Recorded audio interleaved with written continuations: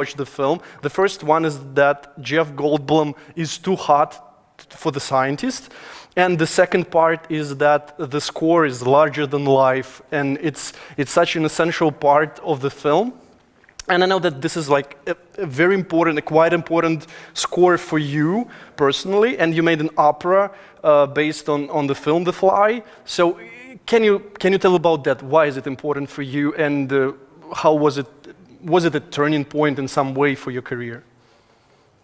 Thank you. This was the fourth film, I believe, with David Cronenberg.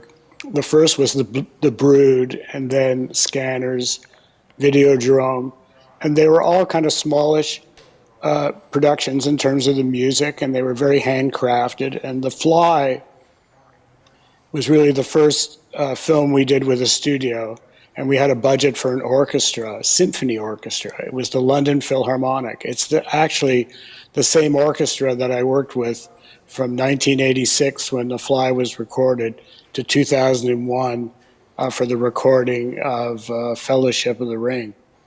So this started the relationship, and The Fly is like a turning point in my writing and my career. It's the first symphonic score that I wrote for a film. And when did you realize that actually you made it in cinema? I mean, because this is such a hard way. You have to work hard, really hard, to achieve something in cinema, to compose the scores. When did you realize, okay, maybe I made it, maybe I can, live life from that? I don't know.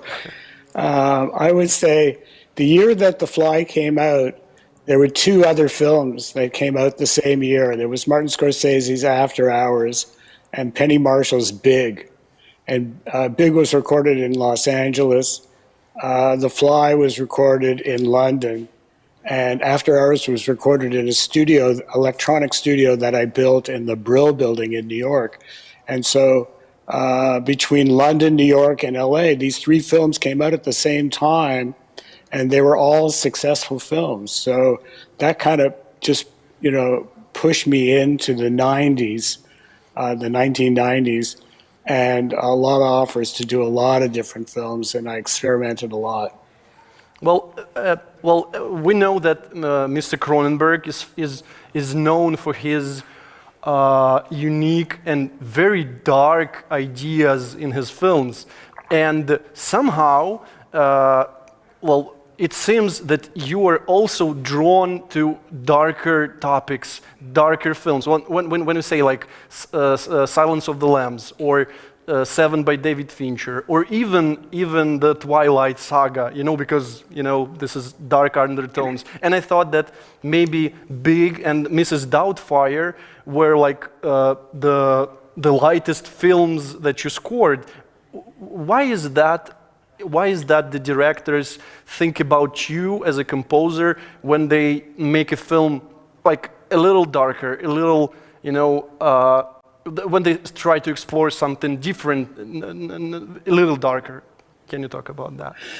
Well, my interest has always been in music and in composition. And I've been studying music since I was a child.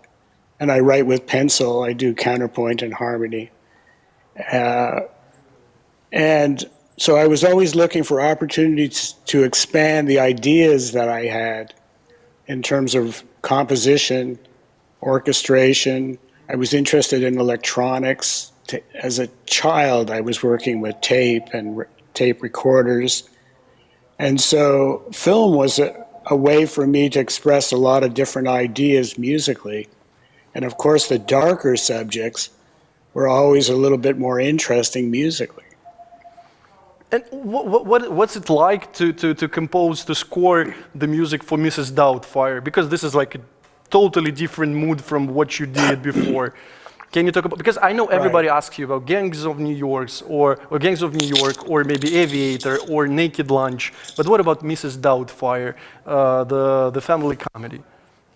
Well, this is a really fun, wonderful film. Robin Williams' performance is incredible. It's really inspiring. My background was in comedy.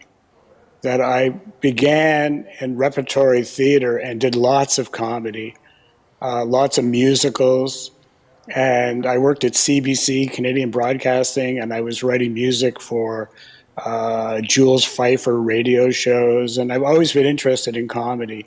So Saturday Night Live was 1975, a group of friends, and I, began working on television shows previous to that, but that show premiered in 75. And these films that we're discussing were mostly in the 80s. I think by 90, I'm not sure the date of Mrs. Doubtfire, but it was somewhere in the early 90s. So I had actually done a lot of comedy and worked with a lot of great comedians over the years. And I didn't know Robin really well, but I was invited to some dinners with him, and I could easily enjoy working on a film that he was in. Okay, that's cool. Before coming back to composing music for the cinema, I wanted to talk a little bit about your wild years, if we can say so. I mean, as we know, you were a part of the band Lighthouse that toured around the world and performed alongside alongside Janis Joplin, Jimi Hendrix, Grateful Dead, Jefferson Airplane. So how wild were those years for you personally? Did you ever see the movie Zelig? Yes, Do you know I that did, film? by Woody Allen, right? Yes, that was me in that period. Okay. Because I was backstage, I was in rooms with all of those great stars and superstars, and I was just kind of observing it all, just taking it all in. I mean, I was just a kid. I was quite young, and I was on the road for years. I did 1,000 one-nighters all over the world. And by the time I came off the road, I was still in my early 20s, and I had really quite an experience. It was an interesting time. It was the late 60s, early 70s. What about Janis Joplin? What kind of artist, what kind of person she was? I have to ask because I'm very curious about that, and you were the person who were there. Right. Well, we toured with these different bands like Big Brother and the Holding Company and Jefferson Airplane, and we kind of opened for them. So we were the opening act, and then quite often there'd be another act, and then there would be Janis Joplin, Big Brother and the Holding Company. So I mean, we were breathing the same air, but it was a very kind of a little distant, between the first act and the second and the headliner. Okay, and I have a very But it kind of worked the other way as well. I remember in Philadelphia playing at the Electric Factory, and Elton John opened for us. Oh, that's cool. Elton John opened for Lighthouse, right? Right? Yeah, it was his first gig in America. What kind of impression did he have on you? Oh, it was phenomenal. Quite often, the band wouldn't always go and observe the opening act. There was a little bit of snobbery there, I think. But Yeah. I always went out and I saw Mahavishnu Orchestra. I saw all these amazing acts that nobody had ever seen. It was like they were playing their premiere engagements. So one of those days in Philadelphia was Elton John with his trio, and it was unbelievable. My God, this is so great. And I wanted to talk a little bit about David Cronenberg a little more about David Cronenberg, Sure. because I'm a fan, and I think his latest feature film, Maps to the Stars, and the score is quite different from what you did, I mean, for him before that. I mean, it's very electronic. And do I understand the concept correctly that it was your way to explore the dark side of Hollywood? Because this is the film about the dark side of Hollywood, the film with Julianne Moore and great different talents. So was it your way to say something about the dark side of Hollywood? Yeah, I don't, I write from I'm very intuitive. I love to read, so I'll read everything I can about the subject before I start. And what I'm doing is I'm kind of free associating with the story, with the imagery. I'm trying to balance the music with the direction by Cronenberg, the cinematographer, Peter Shusitsky, the editing. I'm trying to write a piece that reflects the movie and the story of the movie. And in the case of Bruce Wagner's work, it got a little dark. Okay, and I have a story from the dark side of Hollywood. You made the score for Gangs of New York, and this is a known story that producer Harvey Weinstein wanted to cut and re-edit the film, and actually they had a kind of a conflict with Martin Scorsese. But did it affect your work in any way, this re-editing and cuts? Can you tell about this process? No, I mean, I follow the filmmaking process. If there's changes to the film or recut, then I follow that, and I either try to edit, or in the case of Lord of the Rings, every scene that was edited was rescored just to make it as perfect as it could be. Really? Okay. So there was very little editing. It was, if it was changed, we went back and redid it. The goal was to make it as great as we could. So if we were better re-recording than editing, we did it. Well, with Lord of the Rings, this is a work on such a high scope, large scope. I know that you spent 4 years working on that project, and it's like 12 hours of music. And I have a silly question. Is it true that you had to learn Elvish language, the language of elves, just because you have some singers, Right. Singing in Elvish? Well, the score is really a choral work, and it uses all of Tolkien's created languages for Lord of the Rings. So I didn't have to learn Elvish, but I had to know when to use Sindarin and when to use Quenya. So I worked with some great Tolkien scholars. David Sallow did translations, English translations into Tolkien's languages. And Roisin Carty was a great Irish linguist who taught the choir to sing correctly in these languages. Tolkien was very detailed about not only how the languages looked on the page, but how they sounded and how they were pronounced. He was very detailed about that. So we followed his guide. I love the score so much, and maybe this is an unpopular opinion, but I think that Lord of the Ring trilogy is nothing without your music. But the question is, when did you understand that it's going to be some kind of phenomenon? The phenomenon that it became later, because you started with the first film, Fellowship of the Ring, and then it grew bigger and bigger and bigger, and then it became what it became. Right.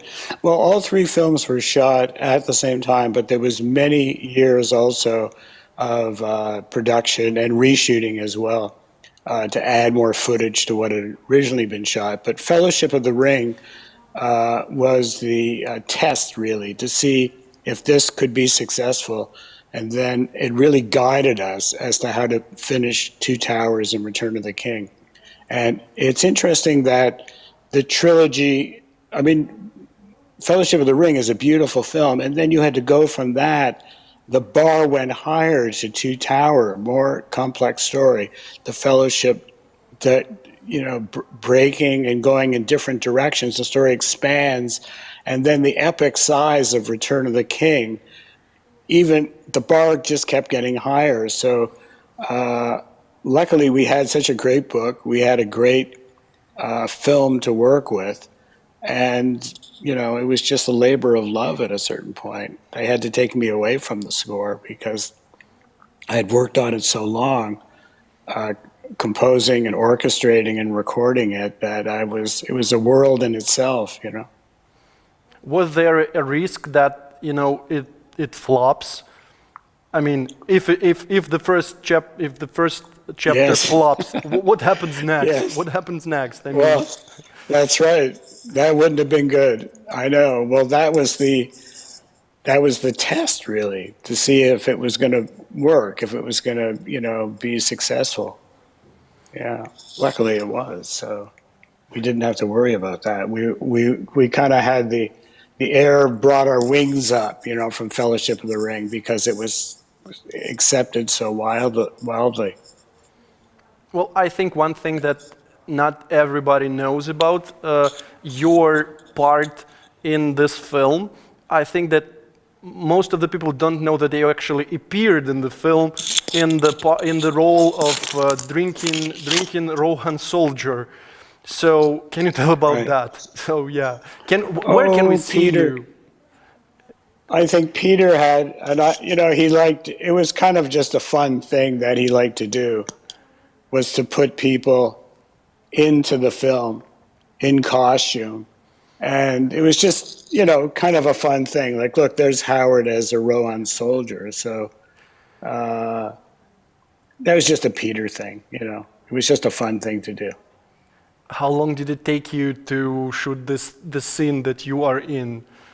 You could see the process, inside, how it works, how it develops.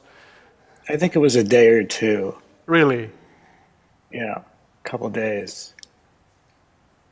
Okay, that's cool. And well, one of the questions that I have, just recently, today I watched your acceptance speeches for Academy Awards for the work that you've done that you did on Lord of the Rings, and I was very curious. How did you celebrate? How do you celebrate the epic thing like that? Getting the Academy Award, the Oscars, for the work that you spent so much time working on. Yeah. You're with friends and family, and it's a great moment, and everybody's very excited, and the celebrations, I can tell you, went on for days. Oh. Probably about a week. Oh, that's cool. But what happened? You got the Oscar for the score for the first film, and you got the Oscar for the third film. Why no Oscar for the second film? Do you have any explanation to that? This is a silly question, but I want to ask that. Yeah. That was an Academy rule. It was just a particular point of the ruling at that time by the music branch. Subsequent to that year, it did change. And so, but that was made at Two Towers ineligible. Oh. Another thing that I want to ask about the trilogy, I'm a big fan of Annie Lennox, and she got an Oscar. You shared an Oscar with her because she got an Academy Award for the song "Into the West." What is it like to work with her? I know that she's a great talent, but can you be more specific? What kind of person and artist she is? Maybe nobody's curious about that except me. The viewers maybe not interested. But she's a great artist and a lovely person, wonderful to work with, like a true pro, wonderful. And what I was looking for was the voice of Galadriel, the Cate Blanchett character. And I tried to cast Galadriel with Annie Lennox. And I think that was the success of it. So the piece was written so specifically for her. And working with her was just wonderful. And Annie Lennox, she looks... Fran Walsh was the other writer. There was actually three. It was Annie and Fran Walsh and myself. Yeah, and Annie Lennox, she actually looks elvish in her real life. Without pointed ears, but she looks elvish. Well, that's partly the reason, yeah. And I felt that too. I was looking for those characteristics. Okay. Well, because it was visual as well. You wanted her to capture the song, but also to perform it. She performed it many times. It's fantastic. Okay, and I'm curious about David Fincher. You scored a few films for him, and he's known for being very meticulous about all the parts of the process. He's known to take make many takes, and in the music department, what is it like to be a part of the film that David Fincher makes? Yeah, I've heard that about David Fincher, but that wasn't my experience. Okay. He was very generous with me. I spotted the film with him, the meeting with the composer and the director, and then I went off and wrote a score. I orchestrated it and recorded it. He would come to every session. At the end of the day, he'd thank me, and we proceeded that way. So that was my working relationship with him. Very generous, very egalitarian. I know that's not what people remember, but that was my experience. Yeah, because they call him like a psychopath of direction. I mean, Yeah. because you should have every little detail in its place, and he's very specific about that. Yeah, I think he just had great trust in what I was doing, and he was enjoying it, and he really gave me free rein. What kind of films do you enjoy? I mean, as a viewer, not as a composer, but as a viewer. Like, and now everybody, we had this lockdown, yeah, and we spend time. Yeah, I think you spent your time working, but in your free time you have like series or movies or I don't know, something like that, or maybe books. But what kind of films do you enjoy as a viewer? I like to read a lot. I like to watch a lot of films. We probably watch, me and my wife, we probably watch at least 250 films a year. Oh. Well, just for the jury of this festival, we watched 12 films. I did, for the voting. Yeah. And I like to watch films from all over the world. I'm interested in cinema from different countries. It was always my interest, even musically. When I got started, I was interested in the music of Toru Takemitsu in Japan, and he worked on Kurosawa's films and Nina Rota's films with Fellini and Delarue in France with Godard. So I mean, I loved Hitchcock and Bernard Herrmann, and yeah, I mean, I love a good film. And I miss being in the theater, I must say. Oh yeah, we all miss that. Yeah. We all miss that. And what about Yeah. the young composers? Does anybody inspire you, or do you see like a talent that you'd like to follow? Is there any names? Yeah, well, I'm a member of the Academy, and I vote every year for the best films Yeah. and for the best scores. And I'm very current, because I really kind of listen to everything. So without naming specific names, there's so many great composers working now because they're in their prime now, in their 40s and 50s, and they're doing amazing work. And I'm very proud of maybe leading the way in some ways, opening up things in a way that composers could try different things. In my career, I did a lot of experimentation. I was happy to do that.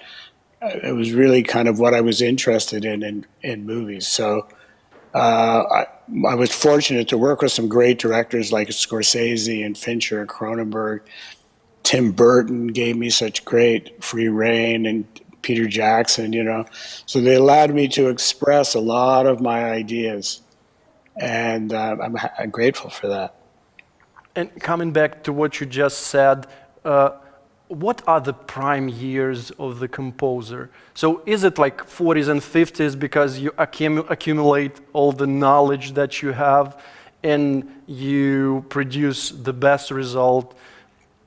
Can you talk about that? Well,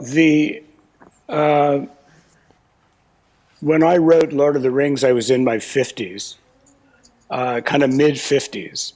And really, that was kind of a prime for me because I'd probably done maybe 80 films at that point. And I'd also written a lot for the London Philharmonic, and worked with them for 15 years before I wrote the piece and orchestrated it for them, Fellowship of the Ring. So really at that age, at 55, I had the experience, and the stamina, the endurance. Because it's one thing to have the talent, but you need the focus and the endurance as well to be able to work on films at that level. And I had built up I was like a long-distance runner. And I built up that stamina to be able to write a 12-hour piece based on Tolkien's book. Yeah, because it's a marathon. It's a marathon. It's a real marathon. Yes. Yeah. Yes. And I'm reading Murakami's book about running. Yeah. And he talks about the inspiration or the work, his working habits of a novelist and a runner, and he compares long-distance running to writing novels. It's very interesting. Well, because he mentions the talent, stamina, and endurance in the book. Yeah, actually, the great loss of this year was Ennio Morricone. And did he influence you in any way as a composer?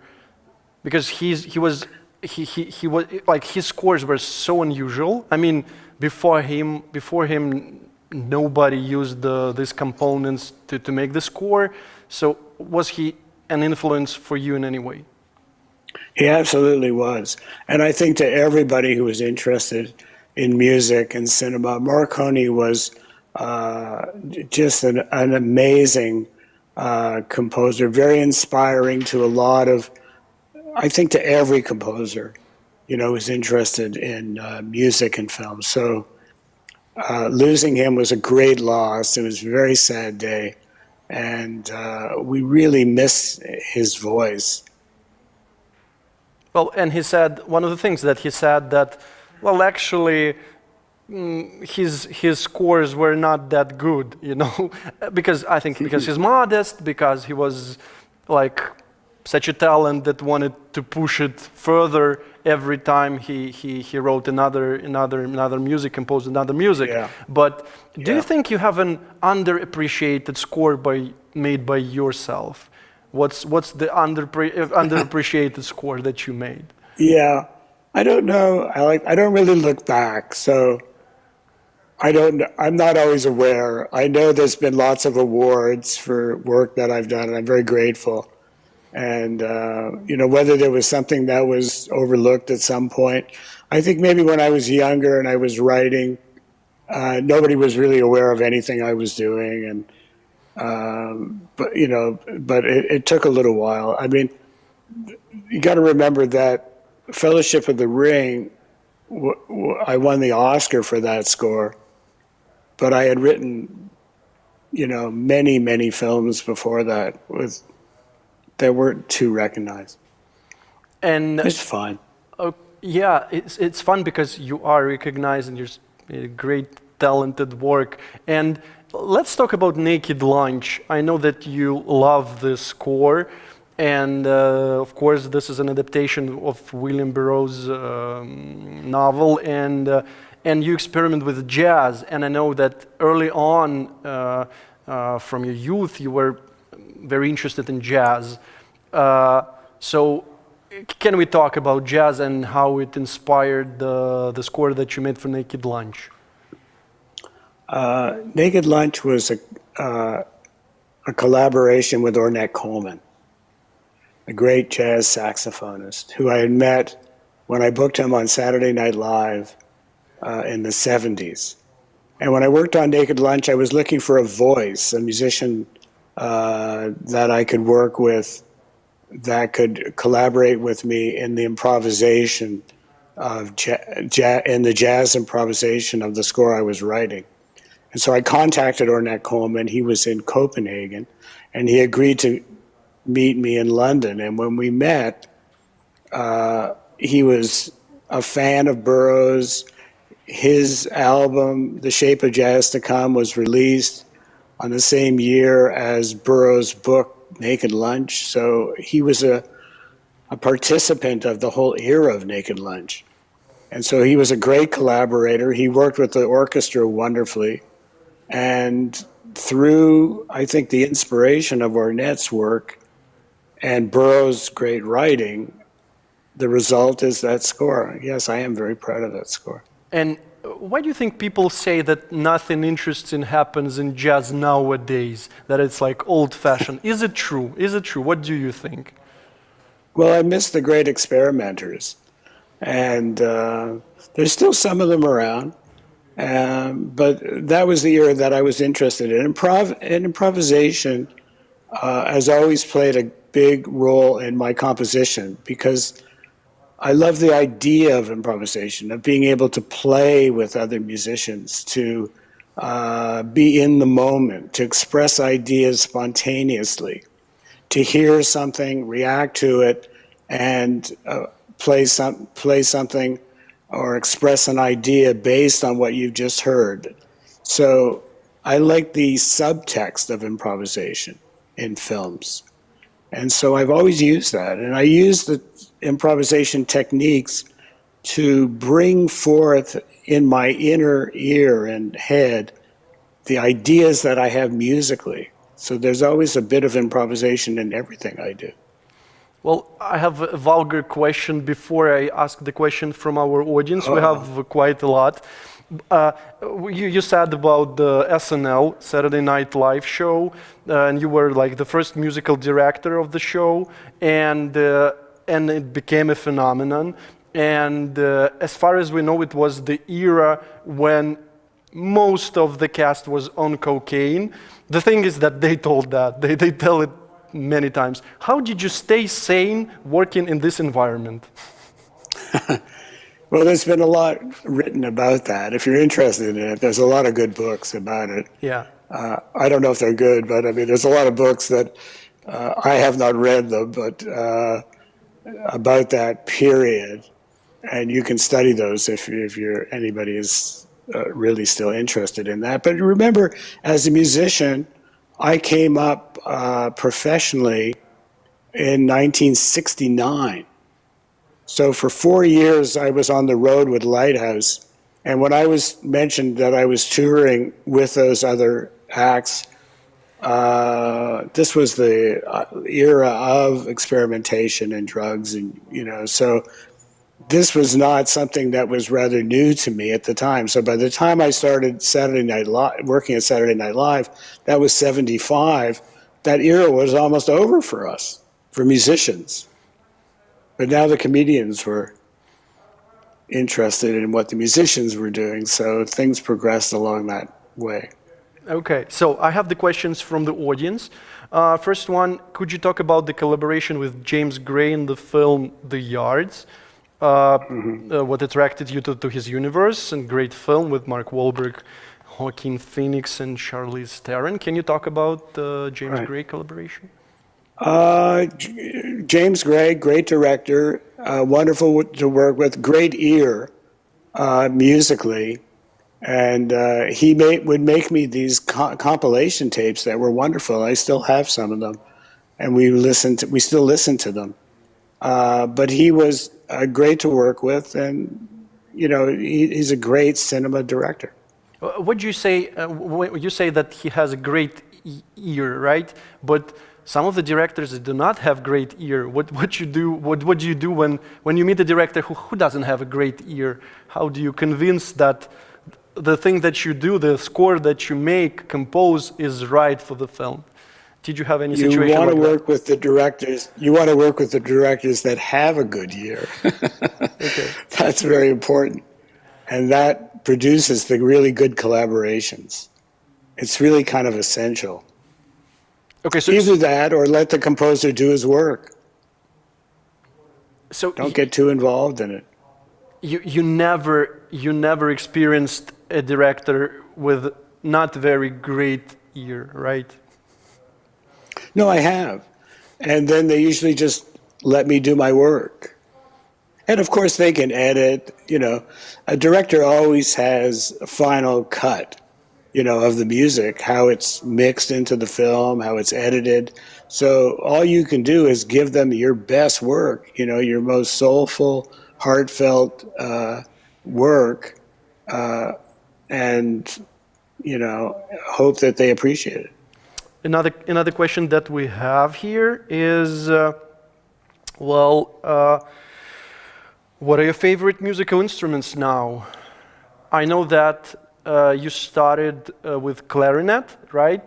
When you were a child. And do you have a favorite musical instrument now? I still love the woodwinds. I mean, I came up as a woodwind player. I studied clarinet, and then all the saxophones. I played alto, tenor, baritone, soprano. Then I studied trumpet. I studied the cello. I studied the piano. And I'm interested really in the orchestra as an instrument. And so I've learned to orchestrate by conducting. And I did years and years of conducting, sometimes 3-4 films a year, sometimes 5, which allowed me to be on the podium for 4 or 5 days for each of those films. This was mostly in the 90s. So that was how I learned to orchestrate. And then I love the symphony orchestra. That really is the instrument I love to play. Well, and what kind of features should a person, a composer, or no, what kind of features should a conductor of the Philharmonic Orchestra have? Because you have this huge amount of musicians, and how do you make them play what you just, how do you make them play correctly what you want? It has to be on paper. Right. That's what orchestration is. Okay. It's the blueprint for the piece. So if you orchestrate well, harmony, counterpoint, good dynamics, articulation, the range of all the orchestration is correct, then you're going to have a beautiful piece. Okay, we have more questions from the audience. I think a lot of the interested in Lord of the Rings. Well, what was the hardest thing about making score for the Lord of the Rings? Did you have the hardest thing, or was it hard? All of that was hard to do because for years. Well, I think just that the endurance factor of it, that the score, the process of the recording went on for over 3 years, 3 years and 9 months. Each score took a year to compose, orchestrate, conduct, and produce in the recording studio. And then we did another 3 months of work on what they called the extended version of each of those films. So it was 3 years and 9 months of work, and pretty continuously. So it was really the endurance, the stamina was the difficult part of it. I wanted to orchestrate the score, and so I kept it very close to me all the time, and I didn't let a lot of other influence me other than Peter Jackson's direction. Another question about Lord of the Rings is what inspired you to create the song for the Lord of the Rings? And I don't know which particular song they mean, but when mostly you work composing the music, is it different to compose the song? I mean, to work with the lyrics, is it different for you as a composer, as a film composer? No, I love the voice. I mean, Lord of the Rings is essentially a choral piece. It's written for voices, choirs, children's choir, soloists. On each one of those recordings, there's at least 100 singers on every one of those scores. And they're singing in all of Tolkien's languages, in Quenya and Sindarin, in Dwarvish, Black Speech, Andunaic, Old English. It's not a Tolkien language, but Old English was used as well. So, I mean, it was pretty extensively written for the voice. And so the songs are very naturally grew out of all of this writing in Tolkien's languages. The songs in English, like In Dreams, Enya's song, the Gollum's song for Two Towers, and then Into the West, Annie Lennox performance. You know, these things all kind of progressed over the period of that time. The songs became important. And the songs are important in the book. If you know the book, they quite often pause for a moment for a song lyric or a poem. So this was a way to put the song idea that Tolkien has in his book into the film. Were you ever tempted to, record a pop album? I don't know, to collaborate with a conventional singer. I don't mean conventional in a bad way. I mean conventional a singer, an artist that works in this conventional way of pop music. Were you ever tempted to do that? No, there was some attempts to do that, but I wasn't of the mind at that point. I was so deeply involved in the orchestral sound that I wasn't venturing further out into the world of pop music. So I kept it very contained, very much in the world that we had created over the years of the music for the trilogy. So it was very, I tried to control really it as much as I could. Can you talk about that attempt? Did someone approach you with a proposition, with an offer to maybe compose some music for some singer? Yeah, always. Okay. Okay. It goes on all the time. Yeah. Who would you compose? But I'm very Who would you compose for? Sorry? Who would you compose for if you can choose from everyone, dead or alive? Well, you could tell by the scores that I've written where I've written songs and worked with like Metric or with Emily Haynes. We did work on Cronenberg's films. Natalie Prass did a vocal for a French film. I worked with Michel Hazanavicius on a film, The Lost Prince, and we collaborated on a song. So there are certain artists that I do like to work with, and it's one of the fun things about working on films is that you can call people, whether you know them or not, and they're interested in film. Everybody seems somewhat interested in film, right? Because everybody loves movies. That's why. The question that we have from the audience is, what are you creating for cinema now? What are you working on? If it's not a secret, if it's not a very big secret, can you talk about that? Well, I've just finished 2 films, actually. While we were in the lockdown period. One is for the director Cornel Mundrusco, called Pieces of a Woman. Hungarian director, right? Hungarian director. Hungarian director. He wrote, co-wrote. No, he actually didn't co-write it, but he directed it, and it played at the Venice Film Festival, and in Toronto, and that's coming out very soon. It's on Netflix, actually. And the other film I worked on was with the director Deepa Mehta, great director. It was called Funny Boy, and it's set in Sri Lanka, in Colombo. It's a wonderful story. And so those 2 films will be coming your way. Also, the guitar concerto that I wrote for Milos should be out in the fall. And I hope I have another score coming out probably I'm going to work on next spring and summer, a Shakespeare piece. I think we're all looking forward to it, and I think that's the wrap for us. Thank you very much. I have to remind our audience that we had a great pleasure and honor to have with us terrific composer Говард Шор.